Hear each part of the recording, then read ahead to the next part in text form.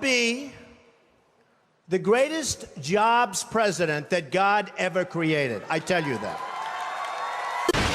Islamic terrorism is eating up large portions of the Middle East. They become rich. I'm in competition with them. They just built a hotel in Syria. Can you believe this? They built a hotel. Had some big successes in the business world, but you've also had some big failures. And let's go straight. No, I don't think I've had big failures. Donald Trump has always been very, very successful. And so when you say failures, I don't think I've had failures, but let's go ahead. Ask me about a couple. Okay, Trump hotels and casinos filed for bankruptcy protection 3 times in 6 years. Okay, let me explain it to you. Very simple. Isn't that a failure? Not really. I mean, look, it worked out very well for me. It was very successful. I then levered the company. I took it public. So I had a relatively small piece of the company. And what happened is Philadelphia. Wait a second, you were chairman of the board. Excuse me. You were chairman of the board. I was chairman, but I didn't run the company. I had nothing to do with running the company. Management ran the company. You were paid $2 million a year. Excuse me. I didn't run the company. I'm just telling you. So what were you paid $2 million a year for? Excuse me. Because of my genius, okay? When do we beat Mexico at the border? They're laughing at us, at our stupidity. And now they're beating us economically. They are not our friend. And these are the best and the finest. When Mexico sends its people, they're not sending their best. They're not sending you. They're not sending you. They're sending people that have lots of problems, and they're bringing those problems with us. They're bringing drugs. They're bringing crime. They're rapists. I can just say this. More people are in this country right now illegally than ever before. I will build a better wall, and I'll build it for cheaper, and Mexico will pay, if that's your next question. Yeah, how do you get Mexico to pay? Because they are ripping us left and right. But Mexico. how do you make By them the way, pay? I love the Mexican people. Many Mexican people work for me. Many Mexico people I do business with. They purchase things for me, like apartments, et cetera, et cetera. I have great relationships with Mexico and with the Mexican people. I love the Mexican people. I love their spirit. Our current president came out of nowhere. Came out of nowhere. In fact, I'll go a step further. The people that went to school with him, they don't even know, they never saw him. They don't know who he is. Have no record. Can't be criticized. Wonderful guy. He's a nice man, but there was no record. Nothing to criticize. He didn't go in wars. He didn't go in battles. He didn't beat this one, that one, have enemies all over the place. Nobody knew who the hell he was. If the state of Hawaii says this is official, he was born in Hawaii on this date, here it is, why do you deny that? A lot of people do not think it was an authentic certificate. How can you say that if this... You won't report it, Wolf, but many people do not think it was authentic. His mother was not in the hospital. There were many other things that came out. And frankly, if you would report it accurately, I think you'd probably get better ratings than you're getting, which are pretty small. A presidential candidate. Any concern that being a presidential candidate could be bad for business? It could be. I mean, I really don't care. Most corporations steer clear of politics because they know that by taking one side, they're going to alienate half of America. As a businessman, does it make business sense to be so outspoken? It doesn't matter to me if it does, if it doesn't. You do know Hillary Clinton. You said you've liked her. You got along with her well when she was New York Senator. Thank you all so much. Personally, what do you like best about Hillary I get along Clinton? with everybody. That's what we need. We need somebody that can, but they'll do what I tell them to do. Words are weapons. So you have to have some form of collegiality if you're president of the United States. I get along with everybody. Okay. I get along with the Chinese. By the way, people think I don't like China. I love China. I sold an apartment for $55 million to a Chinese gentleman.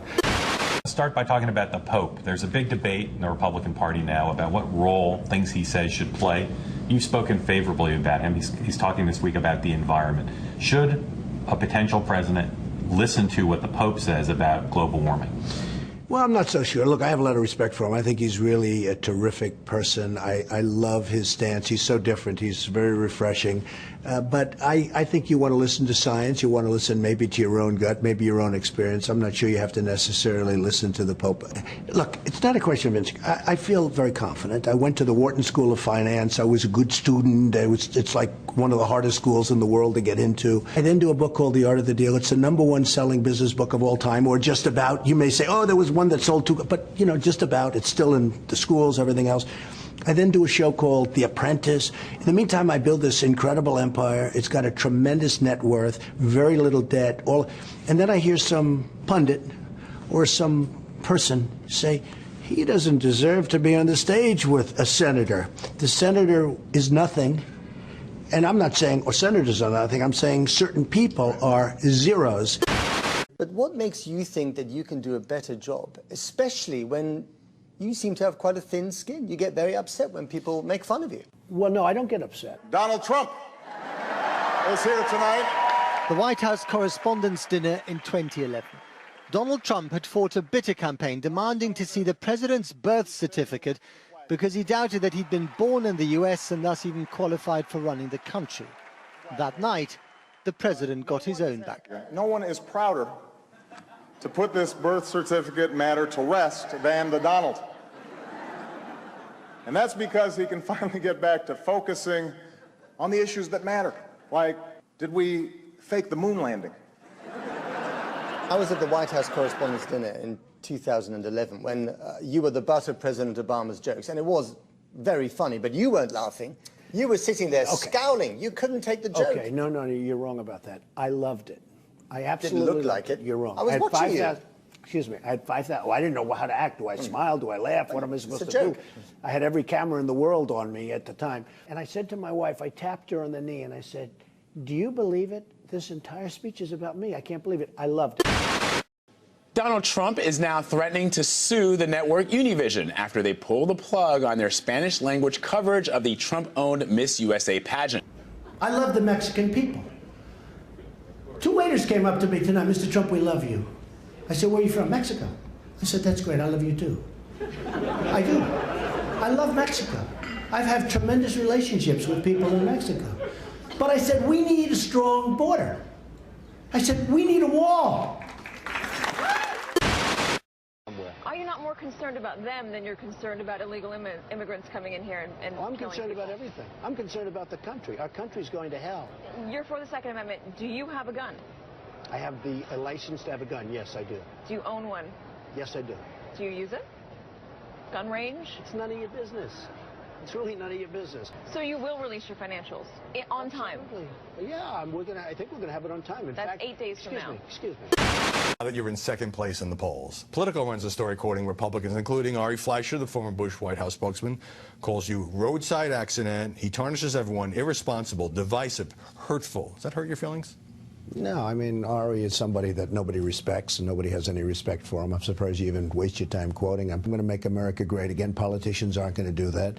And everybody takes me very seriously. On the Mexican comments, why not say, maybe I went too far, poor choice of words, or even, I'm sorry?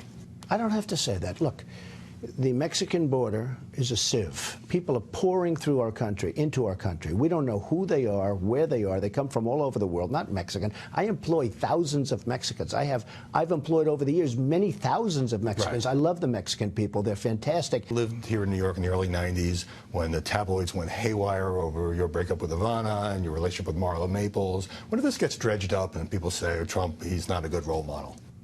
Look, everybody knows me. I've had an amazing life. I've built an amazing business. And actually, they said, oh, he'd never say what his business is worth. It's actually a much higher number than the number I gave. Jobs back from China.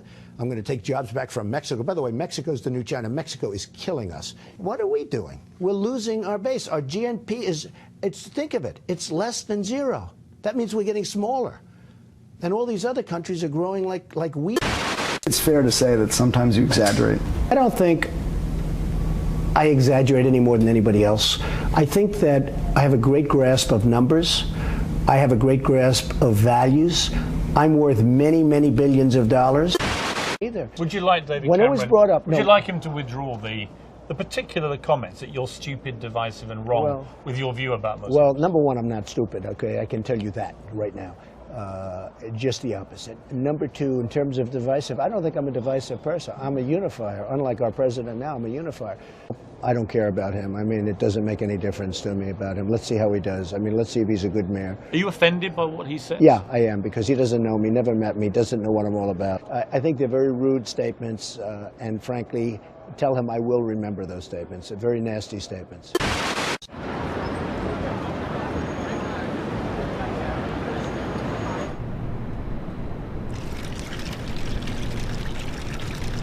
Miss Universe and Miss USA, I own it. They're here. They're gonna really do a number on me. I'm challenging President Obama, my son Donald, my son Eric. Let's go, ladies.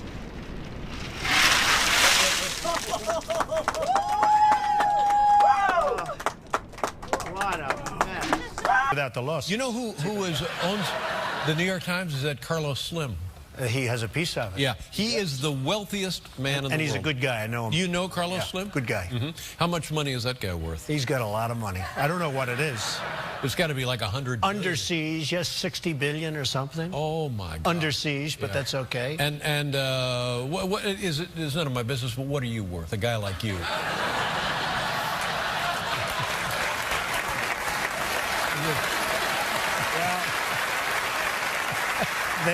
They say I'm only worth $9 billion. $9 billion? Yeah. Only worth $9 billion. Oh, I don't feel so good when you mention Carlos Slim. Yeah.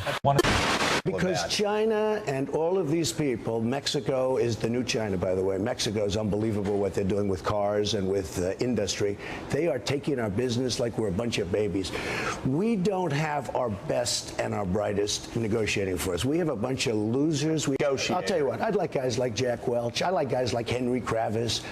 I'd love to bring my friend Carl Icahn. You know, I mean, we have people that are great. We have people that are better than any of their negotiators. We don't use them, Joe. Yeah. We use people that are soft and weak and, frankly, stupid and incompetent. India, you know, you call up American Express and you talk to somebody on the phone, they have an accent, you say, where are you from?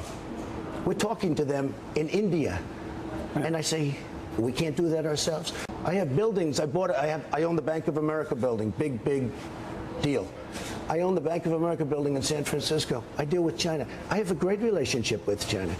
Business Week magazine has an article. What do the Chinese most want? One of the 10 things. Anything Trump.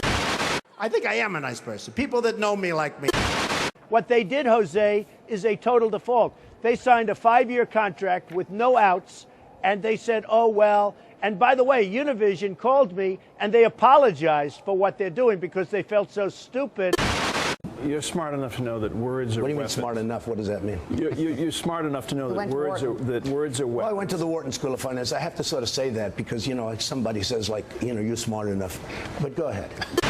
Very well. I mean, I don't know. Maybe people don't want my message. Maybe they want to stay mediocre. And if they do, they should put a politician in office because that's what's going to happen. But, I mean, we live off Chinese manufacturing, whether we like it or not. That's because when you say we, you are stupid. It has not been easy for me. And, you know, I started off in Brooklyn. My father gave me a small loan of $1 million. You've called women you don't like fat pigs, dogs, slobs, and disgusting animals. Your Twitter account... Only Rosie O'Donnell. No, it wasn't.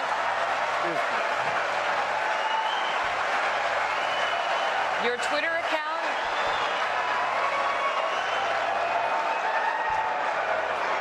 Thank you.